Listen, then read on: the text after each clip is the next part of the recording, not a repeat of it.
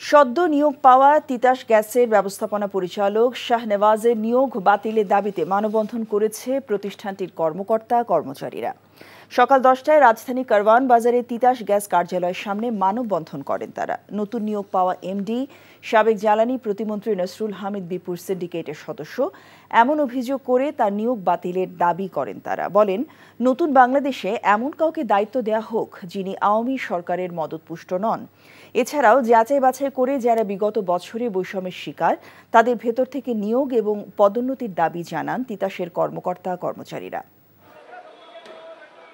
গত সরকারে যারা ছিল সুবিধাভোগী নসরুল হামিদ বিপু যারা লোক ছিল তাদের আমরা এই তিতাস গ্যাসে চাই না। আমাদেরকে চাকরিচ্যুত করা হয়েছে, আমাদেরকে প্রমোশন থেকে বঞ্চিত হয়েছে। সিনিয়রিটি জুনিয়রিটি মেনটেন করে আমাদের তিতাস থেকে এমডি দেওয়া হোক। কারওয়ান বাজারে তিতাস ভবনের সামনে আছেন সহকর্মী শফি মাহমুদ সাগর। সাগর, আপনি তো তিতাস ভবনের সামনে আছেন এবং সেখানে তিতাসের কর্মীরা আন্দোলন করছেন, যেটি আমরা ইতোমধ্যে জানতে পেরেছি। তো তারা কি নিয়ে আন্দোলন করছেন?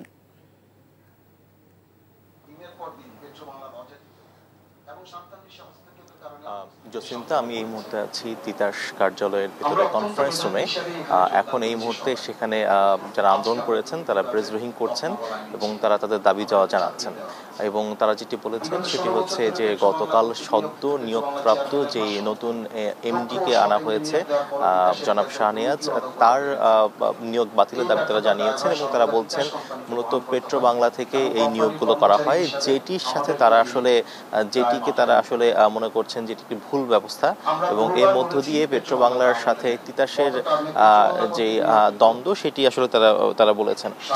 তারা এটিও বলছেন যে যাকে নিয়োগ দেওয়া হয়েছে তিনি বিগত সরকারের সময়কার সুবিধাভোগী একজন ব্যক্তি এবং দুর্নীতিগ্রস্ত, এবং তিনি বিগত সরকারের যে সকল কর্মকর্তা দুর্নীতি করেছেন তাদের সিন্ডিকেটের সদস্য এবং এই জন্য মূলত তারা এই নিয়োগ বাতিল দাবি চাচ্ছেন। এবং একই সাথে তারা বলছেন যে তিতাসের মধ্যকার অবস্থা থেকেই তারা চাচ্ছেন যে সেখান থেকে একজনকে নতুন করে নিয়োগ দেওয়া হোক বা পদোন্নতি করা হোক।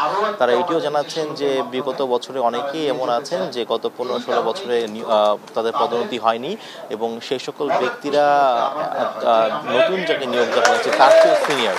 তো একজন সিনিয়রকে এখানে সিনিয়র থাকা সত্ত্বেও কেন জুনিয়র থেকে নতুন করে নিয়োগ দেওয়া হয়েছে এই ব্যাপারে তারা এটির ব্যাপারে তারা আসলে অভিযোগ করেছেন। একই সাথে তারা বলছেন যে গতকাল যে পেট্রো বাংলায় তারা গিয়েছিলেন যে এই নিয়োগে বাতিলের ব্যাপারে তারা প্রতিবাদ জানাতে, সেই সময় তাদের উপরে উল্টো হামলা হয়, যে হামলাকে পরবর্তীতে পেট্রো বাংলা থেকে অভিযোগ করা হয় যে তিতাসের থেকে কর্মকর্তা কর্মচারী যে হামলা করেছে। তো তারা এই ঘটনার প্রতিবাদ জানিয়েছেন। তো এর আগে আমরা দেখেছি সকাল 10টার দিকে তারা মানববন্ধন করেছে তিতাস ভবনের সামনে এবং সেখানে এই অফিসের কর্মকর্তা কর্মচারী উপস্থিত ছিলেন। তারা সেই সময় তারা দাবি জানিয়েছেন যে তাদের বিগত বছরগুলো তারা আসলে কী ধরনের সমস্যায় পড়েছেন এবং পেট্রো বাংলা থেকে এরকম প্রতিবার নিয়োগ দেওয়ার ফলে তাদের অফিসের সাথে আসলে সমন্বয়হীনতা ঘটে।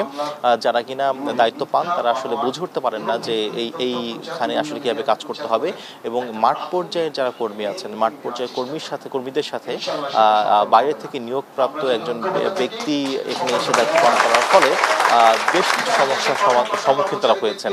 তো এই সমস্যার সম্মুখীন থেকে তারা আসলে বের হতে চাইছেন এবং এই জন্যই তারা বলছেন যে নতুন করে এমন কাউকে নিয়োগ দেওয়া হোক যিনি মূলত তিতাসের মধ্য থেকে আসবেন এবং যিনি বহুদিন যাবত ধরে তিতাস অফিসে কাজ করার অভিজ্ঞতা রয়েছেন, সিনিয়র হিসেবে যার প্রায়োরিটিস আগে হয় তাকে আনা হোক এবং যিনি বর্তমান যেই সরকার রয়েছেন অন্তর্বর্তীকালীন সরকার এবং যে আন্দোলনের মধ্য দিয়ে আসলে নতুন বাংলাদেশ তৈরি হয়েছে তার স্পিরিট ধারণ করবে এমন ব্যক্তিকেই তারা নতুনভাবে দেখতে চাচ্ছেন।